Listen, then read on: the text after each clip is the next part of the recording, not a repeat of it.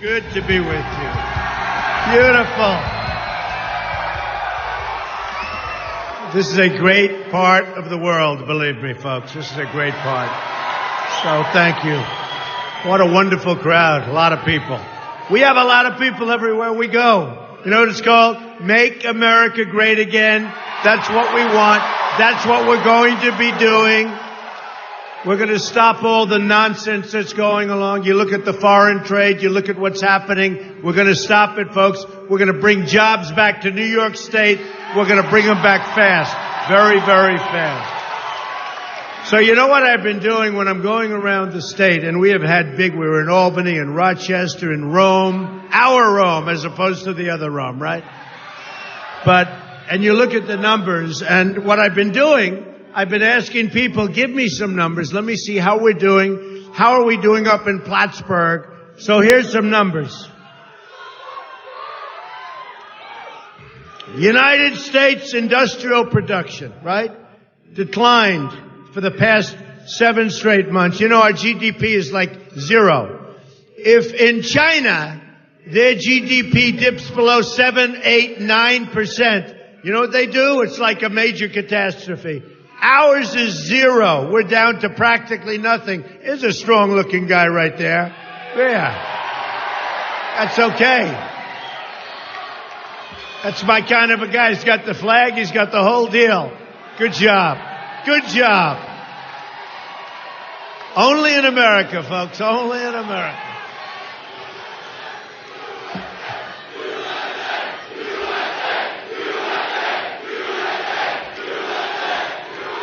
Thank you. That's true. The number of people with a job in Plattsburgh has really, over the last 15 years, it's really gone down. There are nearly 3,000 fewer people right now working in your community than they had in 2000. Not good. Come on, folks. What's wrong here? What's wrong? You know what's wrong? You need leadership. That's what's wrong.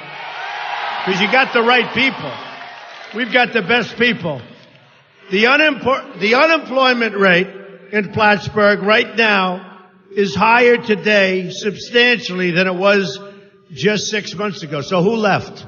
Everybody leaves. They're not going to leave with me, folks. They're going to pay a big penalty when they start leaving, okay? Hey, folks, look, the politicians, they talk and they talk. I always say all talk, no action. When they leave and they go to Mexico because they think we're going to rip off the United States a little bit, so they close up, whether it's Carrier or Nabisco or Ford, and they go, or many others, many, hundreds and hundreds of others. They think they're moving to Mexico. They're going to make their product and they're going to sell it back to you. And there's not going to be a nice big fat tax to pay. Not going to happen, folks, okay? And they're not going to move. They're not going to move. They won't be moving so fast. Right now they have no downside. They leave us, whether it's here or any place. They leave us and they want to go to other countries and they make their product and they sell it in. Then somebody say, oh, well, the product will cost more. Well, number one, that's not necessarily true. But number two, we're going to have jobs. So if the product costs a little bit more, we're going to have a lot more jobs. We're going to be very smart. That's what I do. I borrowed $1 million and I built a company that's worth more than $10 billion. Believe me, folks, I know what I'm doing. I know what I'm doing. Believe me, I know. And I built one of the great companies and I filed with the federal elections and I built some of the greatest assets in the world, very low debt, unlike our we have right now $19 trillion in debt. So I built some of the great assets, low debt, great cash flow, and I say it for a different reason. Because that's the kind of thinking we need in our country now, or we're not going to have a country left. We're not going to have, literally, we're not going to have a country left. So we're going to do it right. All right. And let me give you a couple of more horrible statistics. Then we're going to throw that away and we're going to get down to business, right? All these young people. So when all these great young people that are in this first row, I'm looking at them, beautiful, great young people, we want them to stay here when you're finished with school, right? not to move. Labor force participation rate, I don't have to say it's a disaster. New York State has lost 3 out of 4, every job, all manufacturing. You've lost 3 out of 4 of your manufacturing jobs since 1960. Not so great. Not so great. Ask China, how are they doing, okay? New York State has lost 350,000 manufacturing jobs since 1997. No good. No good. Not going to happen. Lion Ted Cruz supports giving Obama more and more control over trade. No good. You can't do it. Be approved. He wants TPP to be approved. You approved, and as you know, Kasich, he approved NAFTA. You know what NAFTA did to your area? It's a disaster, okay? You don't want these guys, folks. These are, and you know what? They're all controlled by special interests. They're all controlled by the money that they get to run against me. I'm using my own money. I took my plane. I come up here. I'm paying for it. And when people come and they say, well, you have to do this, they were a big contributor. Who knows that world better than I do? Nobody. You know, I've been a politician now for like 9 months. But who knows the other side better than me? And they have lobbyists, and they have special interests, have total control over Cruz, have total control over Hillary. Hillary. She's terrible. I watched her last night in the debate. We probably have some Sanders fans, right? Do we have any? Because that's okay. No? Because you're pretty close to his territory. You're pretty close. You know, I'll tell you, I'm not a fan, but I will tell you this. We have one thing in common. He knows our country's being ripped off in trade. The difference is I really know our country's being ripped off and badly. But I'm going to turn it around, and I'm going to turn it around in jobs for us, okay? Because that's what's going to happen. Lion Ted, he supports Chinese currency cheating, which is really the way they beat us. They don't beat us with their product. We have a better product. We can do a better job. They beat us by manipulating their currency, and our politicians, they don't even understand it, but our politicians do nothing about it. That's going to change. TPP, Trans-Pacific Partnership, is going to destroy the state of New York. Believe me, it's going to decimate. We've got to get it stopped. Cruz wants it. Kasich wants it. We've got to get it stopped. I'll negotiate deals, folks, that will bring back jobs. We can't go with this. You know, TPP, it's composed of many countries, and what they're doing, the agreement is from 5,000 to 7,000 pages long. Every one of those countries knows every word of that agreement. We probably, our guys, I don't even think they read it. Just like Obamacare, which, by the way, we're going to repeal and replace, okay? Disaster. It's a disaster. Do you know that our politicians, there's practically a politician in Washington that even read that monstrous agreement? And you see doctors, you talk to your doctors will tell you it's a catastrophe. We're going to get rid of it. We're going to have great health care. It's going to cost you less money. It's going to be better for the country, and it's going to do the job. And look at what's happening. Your premiums are going up 35, 45, and 55%. It's a disaster. So we're going to get rid of it. Okay. Illegal immigration. Who loves the idea of the wall? Right?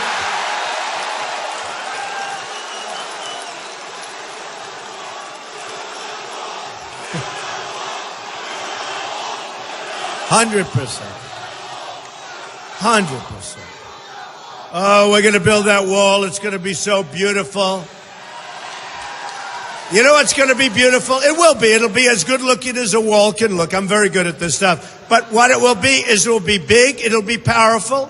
It'll have a big door in it, folks, because people are going to come into the country. We want people to come into the country, but they have to come in legally, okay? Legally. No more of the craziness. So, go ahead.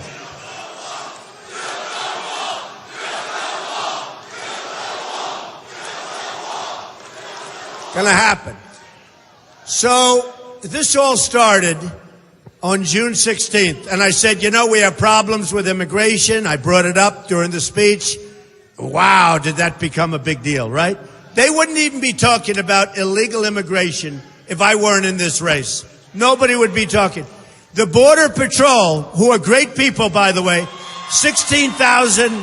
Are you Border Patrol people? Really? Whoa. Well, maybe you're among. 16,500 Border Patrol folks endorsed me last week.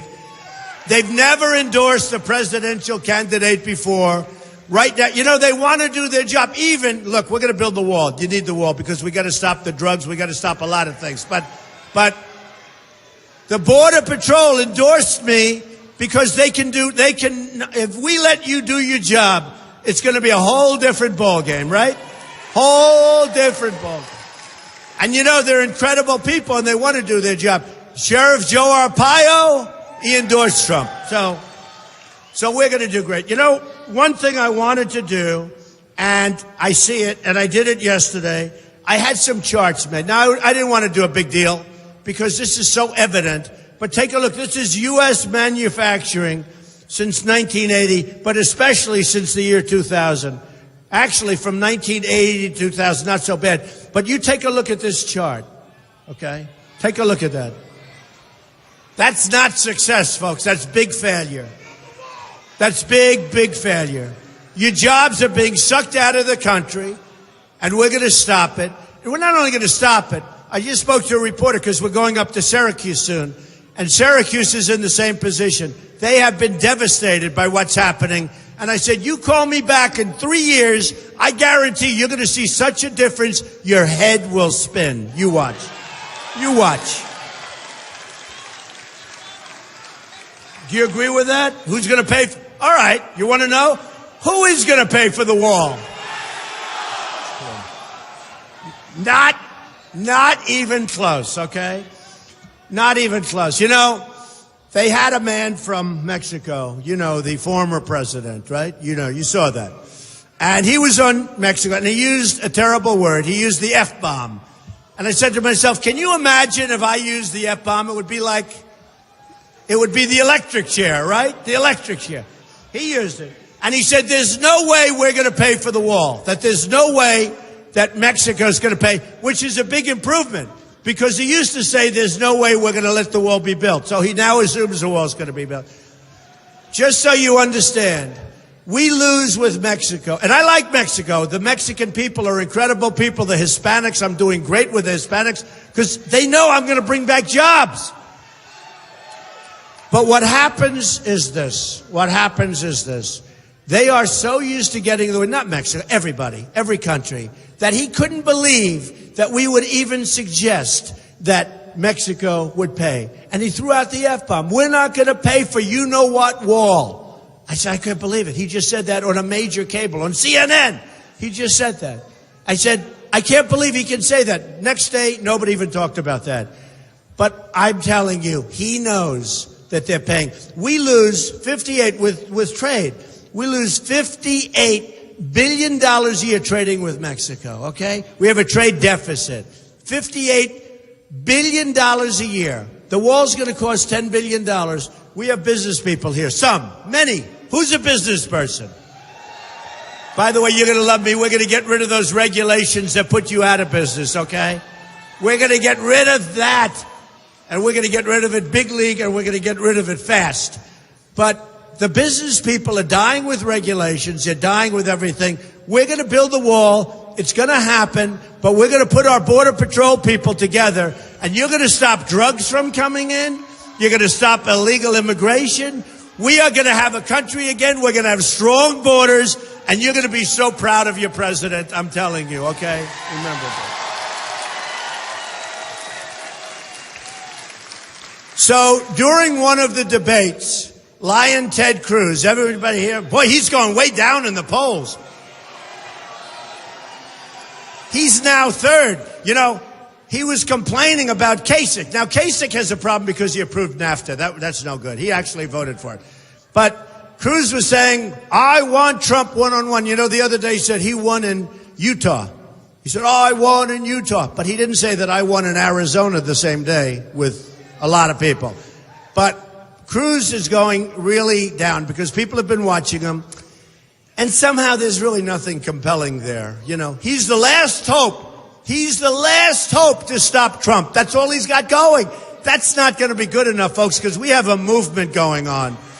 We have a movement. But his poll numbers, he was down like 12 points. A poll just came out as I walked up. I said, would it be rude of me if I said that Ted Cruz's poll numbers are really tanking? Would that be rude? And he's going to come in third. It looks like, pretty sure he's going to come in third. And then you go out weeks and weeks and weeks, and it looks to me like he's going to be in third place. So he's going to be, I actually think he's going to be not so much of a factor. Let's see what happens. But during one of the debates, he came out and he talked with hatred about New York values, okay?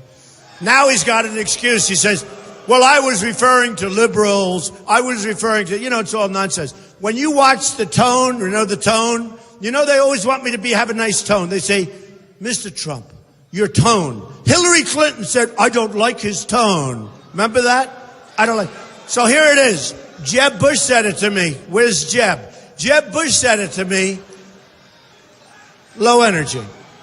Jeb Bush said, I don't like the tone of Mr. Trump. At least he calls me Mr. Trump. See, that's a sign of respect. He said, Donald Trump is a gifted politician. I said, I'm a politician. I didn't realize that. My wife said, why did he call you a gifted? Why did he say nice things if he's competing? I said, that's the problem we have with our politicians. They don't know how to do it. They don't know how to do it. So look, I'm not a politician. I refuse to be called a politician. But I started off with 17. We had 17 people. The real number, total number was 18. 17 people against me. And now we're down to a couple. And one of them is 1 for 32. And the other one, I won many more states. I'm at 22 or something. And he's at 9 or 10. And more, to me, the most important, I'm at, and listen to this, millions of votes more through the primary process, millions and millions of votes more than Ted Cruz, millions of votes more than John Kasich. In South Carolina, in New Hampshire, the whole South, Florida, Kentucky, we've won so much. Massachusetts, I won Massachusetts. I think that's because, you know why I won? Why did I win Massachusetts? Because Tom Brady likes me, okay? And we like him. We like Tom Brady. But I won Massachusetts, got almost 50% in Massachusetts. In fact, I won Alabama and Massachusetts very close together. And they say that's pretty diverse when you get right down to it, okay? So we're having a good time. But when you look at what's happening, and I watched that debate last night. Anybody watch the debate with Hillary and Bernie? So Hillary said, I have millions of votes more than Bernie, which is true, I have to say, although I don't know. I hear Bernie, he wins, he wins, he wins. He keeps winning, week after week. Bernie is winning, and then I listen to the pundits. And tonight, Bernie Sanders won again for the 7th or 8th or 9th time in a row. But he's got okay. And you know what? That's okay. Because I feel sorry for him in a way. He wins, and then you listen to the pundits. But he can't win. You know why? Because it's a rigged system, folks. It's a rigged system. I'm not a fan of Bernie Sanders, but he keeps winning. He keeps winning. He's winning here, winning there, winning here. Then you watch the little roundtables of the political pundits, most of whom don't know what the hell they're talking about. But you watch the roundtable, and it says Bernie Sanders can't win. Why can't he win if he wins all the time? Because they have a phony system that the bosses pick whoever's running for election. So here's what we have. We have a rigged system. The Republican system is rigged, okay? It's a rigged system. And you look at Colorado, where they're having a big march later or something's happening, but the people are angry. I would have done great in Colorado. And then they said, we didn't change the system. He knew the rules. Let me tell you, when I joined the campaign in June, they had a system. After they saw that I was going to win Colorado, they changed the system. They said they didn't change. They changed the system. And they went to a deal where the bosses picked the delegates. And the people never got to vote. And the people didn't know in Colorado that their vote was being taken away from them. And let me tell you, you have some angry people in Colorado right now. And if you want to know the truth, it's a beautiful thing to watch because they're 100% right. They're 100% right. So it'll be interesting. Now, with all of that being said, hundreds of delegates up, and I think we're going to close it out before the convention, to be honest with you. We have a great... So important is for you to get out and vote. I'm going to bring you jobs back, folks, believe me. We're going to make our military so strong, so tough, so smart. We're going to take care of our vets. We're going to take great care of our vets. We're going to do all the things that you know I talk about. But you got to get out and vote. We have a movement going on. It's an incredible movement. I just wanted to read you this. I wrote this. I said it last night at a dinner, and people liked it. But I wrote this because I feel strongly about it. During a debate, Cruz talked about New York values. Oh, New York values. Boy, he wished he didn't say that, right? That was a bad thing. And he said it with hatred toward New Yorkers. He said it with hatred toward me, but me I don't care about. But he said it with a lot of anger and a lot of hatred. And he was talking about everything that you know he was talking about. Now he's trying to make excuses, saying, well, I meant liberal. He doesn't mean liberal. Not too many liberals in this room. Could be a few, but that's okay. They've been very nice. Let me go, and let me just say that New York values represent great things. Great things. And I just want to talk about the New York values that we all know so well. The values that make us love this state, despite the fact that we're not doing so well, which has been a symbol of American strength for years throughout the world, and that's for many, many years. New York State, for many years, has really represented American strength. And we're going to take care of all these areas where the companies are leaving, and we're going to be back to that position again. Where do we see New York values? We see it with our great New York police force. We love our police. We see it with our firefighters, who, by the way, were running up those stairs knowing that the World Trade Center probably was going to be tumbling down. And these people were running up those stairs along with the police, trying to help people, and they knew that those buildings were coming down. And they just went up. These are great people. These are New York values, by the way. These are the real New York values that guys like Cruz and others don't want to talk about. We see it with our transit workers. You saw the bravery with the transit workers. We see it with families playing in Central Park and playing in your parks up here. Families that love each other and they love our state and they love our country. You see it with restaurant workers in delis and factory workers upstate. Now, when I wrote this, I didn't know the unemployment. What factory workers, right? But we're going to bring those factory workers back. We're going to bring the businesses back. And the people up here are going to have so many jobs to be looking at. We see it in the whole fabric of our community. What are New York values? Honesty and straight talking. A lot of people, they tell me, I don't know, but they tell me they like Trump because he's a straight talker. Now, it gets me in trouble every once in a while. Sometimes we talk too straight. But the honest truth, we have to be straight talkers. This political correctness is killing our country. It's killing us. It's killing us. We see it in our work ethic, because the New York work ethic, and you hear it all the time, the energy that we have in New York. You see it in a family, and you see it. Another one, you see it in the vibrance. The vibrance of our people. Our people are vibrant. Our people are loving people. We're builders. We make things. We have courage, and we love our community. And that's what New York values is.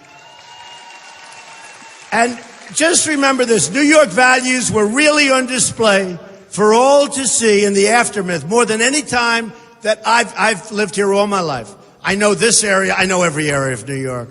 I was in Long Island and Bethpage. We were in Suffolk. And it's rough because you see the buildings and there's so much empty stuff. But New York values were on display more than any other time in the aftermath of 9/11. A strike that hit at the heart of our city, the heart of our nation, like no other event that ever happened to our country. Worse than Pearl Harbor. Pearl Harbor was an attack on our military. People, even though it was a total sneak attack, at least it was our military they can defend. And boy, did they defend. Did we defend? You better believe it. That was not a good move, attacking Pearl Harbor. It's going to turn out to be not a good move attacking the World Trade Center, folks. Believe me. Not a good move. In our darkest moments as a city, we showed the world the very best of America. The firefighters and the first responders and our police officers and our Port Authority workers who ran up those stairs. Those are what New York values are all about.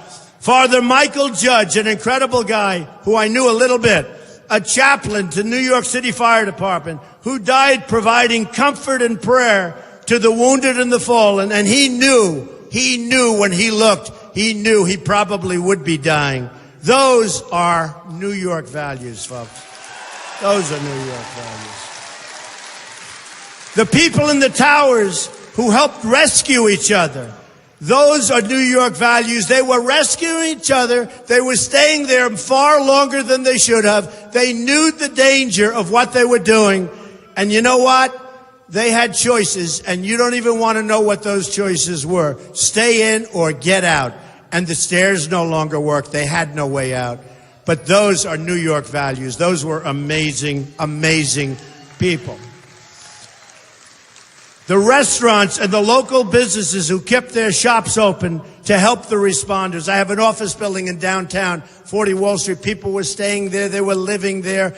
Everybody opened their hearts. Those are New York values. Everyone who helped clear the rubble and rescue the injured and are now suffering in many cases because the fumes, what they breathed in is having a lasting effect. Many died from what they breathed in. But people were there immediately after the tragedy, and they're suffering to this day. Many, many died. Those are New York values.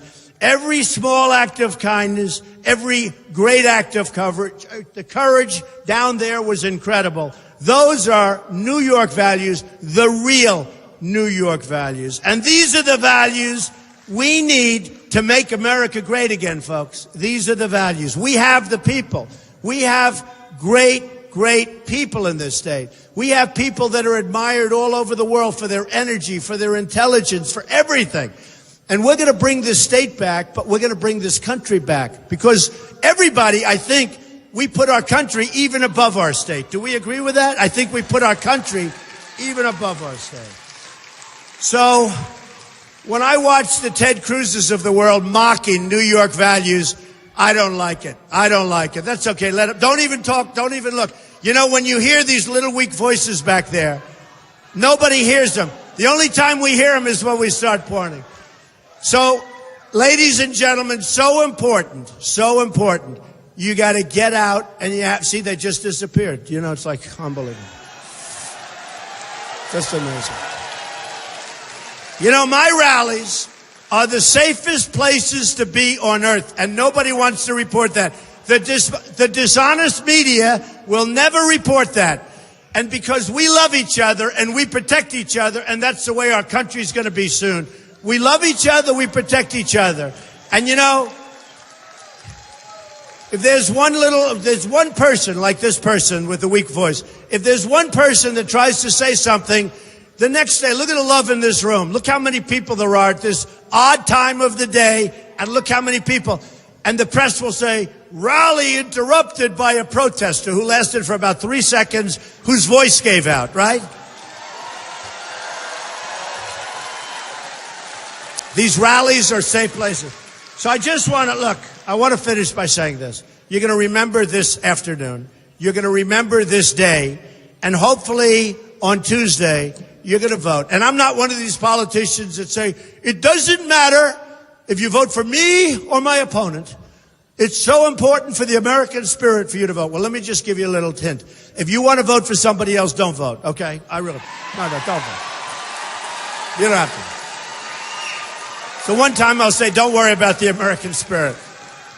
Now, we want you to vote for Trump because we're going to make America great again. Here's the thing. Look, and I mean it so much. I have the greatest people in the world. I have the greatest business people in the world lined up to renegotiate these horrible trade deals that have taken all our jobs, that have closed all our factories. And they don't want money. They don't want any. They want to do it. You know, they're great people. Some of them aren't nice and all that. They're not the nicest people. Who cares? I don't care. Do we want nice?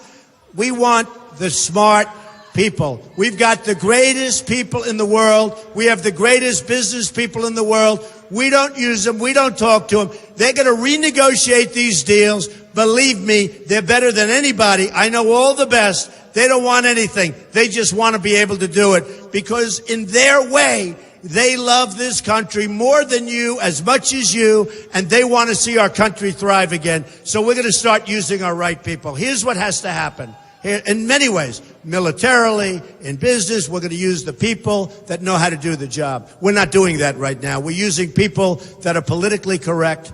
You know, we do everything wrong. Think of it. Our military, we can't beat ISIS. We don't win. And that's what happens. You're going to remember this day, and you're going to remember your vote on Tuesday. And you're going to look back at that vote, and you're going to say, that's the single greatest vote I ever cast. Because that's when things started changing. That's when our country started to win again. We're going to win with our military. We're going to knock the hell out of ISIS. We're going to win. We're going to win for our vets. We're going to take care of them. They're not taken care of as well as illegal immigrants right now. We're going to win for our vets, and we're going to win with our vets. We're going to win on the border. We're going to win on trade. That's right. We are going to build the wall. The wall will be built, and the wall will be paid for by Mexico. We're going to win with trade. We're going to go from the worst trade deals ever negotiated in the history of our world to great deals that bring back our factories and bring back our jobs. We're going to win with health care. Obamacare is gone. We're going to win with health care. We're going to get rid of Common Core, and we're going to bring our education locally. We're going to save our Second Amendment, which is under siege. We're going to save our Second Amendment. And you're going to go in and you're going to vote and you're going to say, we started winning again. And I'm going to say, we win, win, win. And you know, it's going to be interesting, and I have fun with this. But we're going to start winning again. We're going to win so much. We're going to win with military. We're going to win with trade. We're going to win with borders. We're going to win with healthcare. We're going to win, win, win. You're going to get sick and tired of winning. You're going to say to me, Mr. President, please, please, we don't want to win so much. It's too much. And I'm going to say, no way. We're going to keep winning. We're going to make America great again. Thank you. Thank you. Get out and vote on Tuesday. I love you. We're going to bring it back. We're going to bring our country back. Thank you, everybody. Thank you.